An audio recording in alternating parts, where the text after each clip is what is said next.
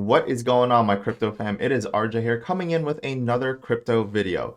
In today's video, we are going to go ahead and cover a couple questions from the Strong Block AMA that had happened on February 5th. So if you missed that AMA from CEO David Moss, I will go ahead and recap some of the top questions here. I'm not going to cover through all of them because some of them are repetitive and a lot of them I just deem not noteworthy enough. But before we get started, if you guys haven't already, please consider smashing that like button down below for the YouTube algorithm. Also, if you guys haven't already, please consider subscribing and hitting that notification bell so you guys are notified every single time I upload new content. We do have an AMA to go over here, so without further ado, let's dive right on in to the flight deck. All right, everyone, welcome to the flight deck. Let's head over to Strong Block's Discord, which we are here right now. So as you can see here, this AMA was on February 5th, 2022. And it starts out with David Moss saying, "Greetings, hashtag Node Army. Hope you're all well. Where are you coming from today? North America, South America?" And so he goes over his general introduction, but let's dive right on into the questions here. His first question, and if you guys are having a hard time seeing this, I'm just going to verbally be reading it out for you guys. So the first question here is, hey, any reason for not deploying Strong Block in Polygon chain?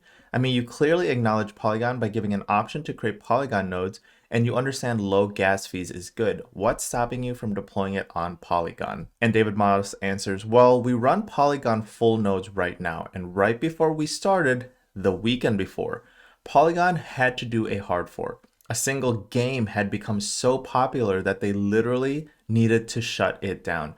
Capacity issues. One game.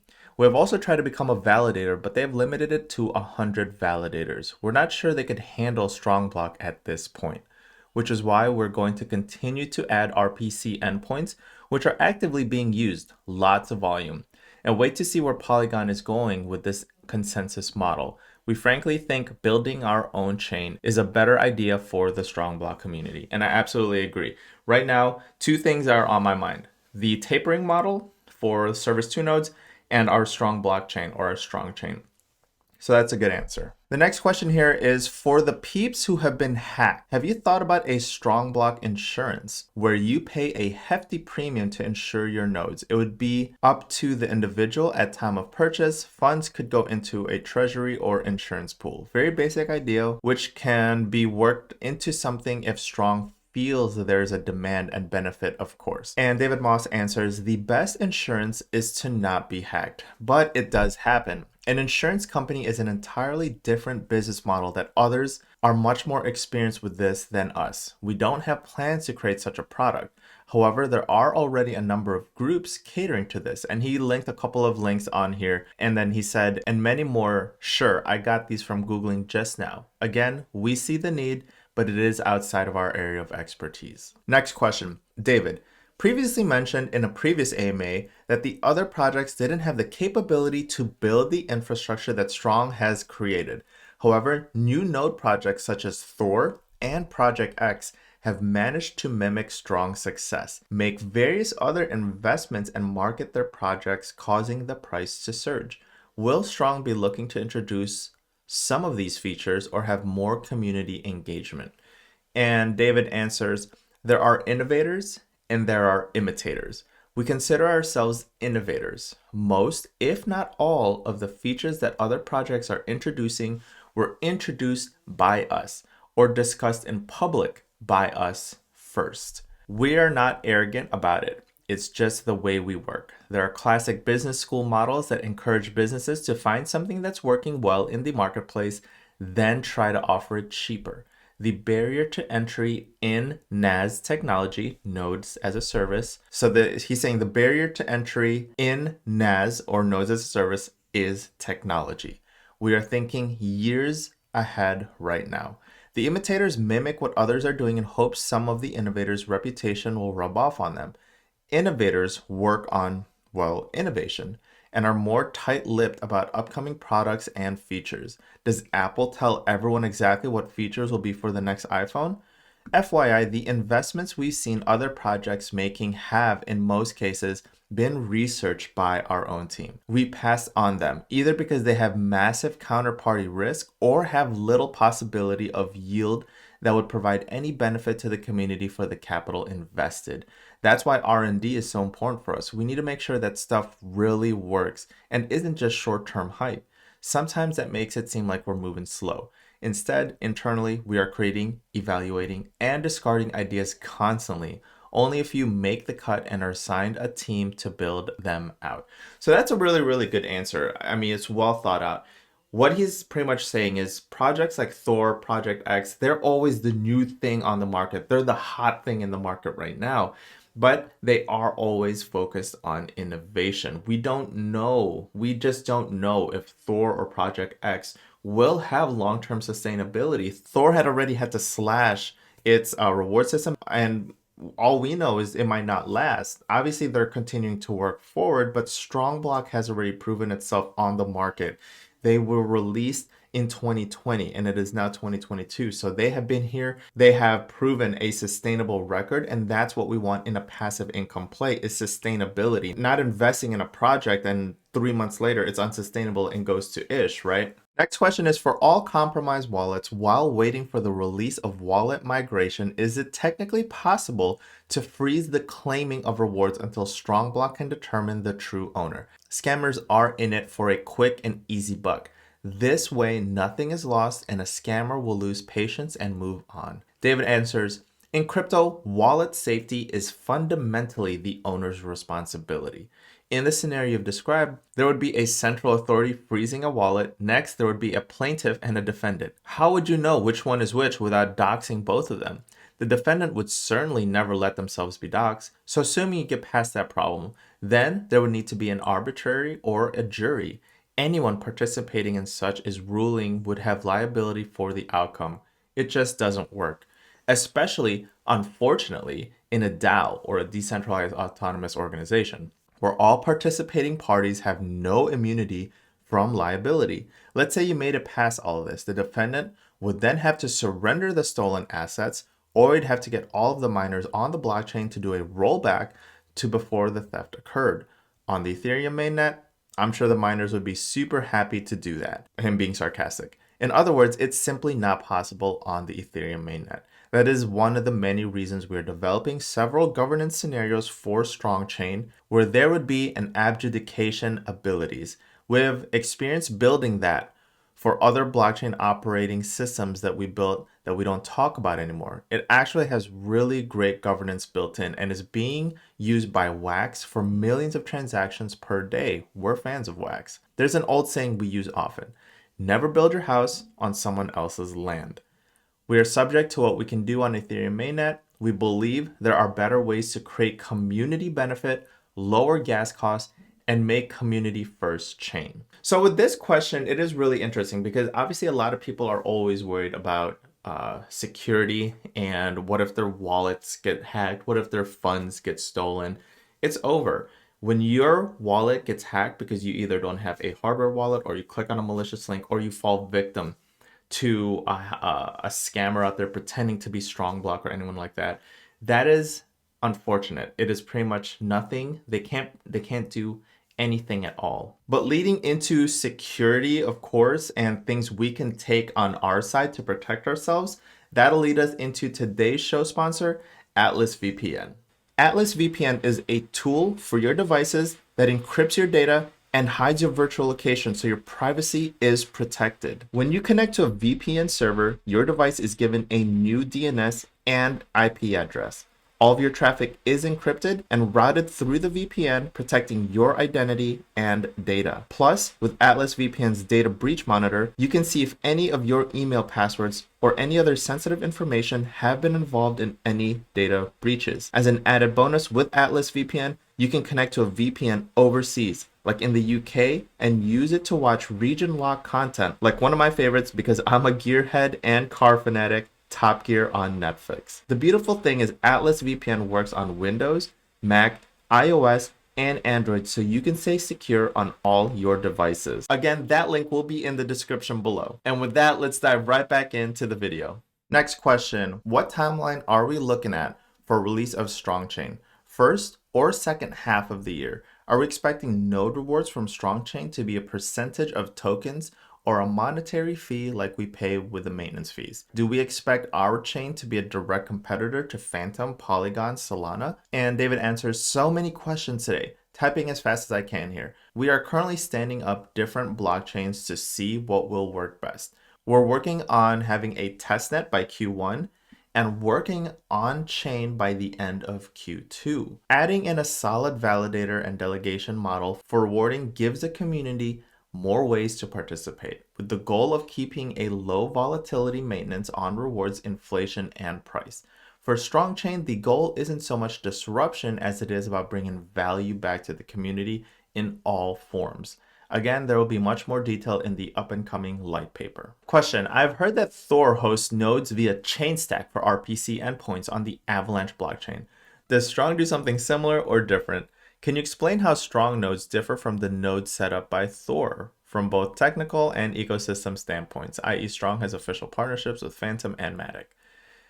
And his response was, let me ask you a question. Would you take the time to study and do a competitive analysis on a platform that exists because they copied what you are doing and have not shown any innovation beyond that? Question mark. And he just left it at that. Another security question, as number of compromised MetaMask wallets are increasing, what is Strong doing in regards to node transfers to a new wallet or assign each node to an NFT? Real owners can be identified by transaction history from day one. And his answer is, finding out that someone has taken over your wallet is devastating. That is actually happening less frequently in proportion to the number of wallets and nodes in StrongBlock.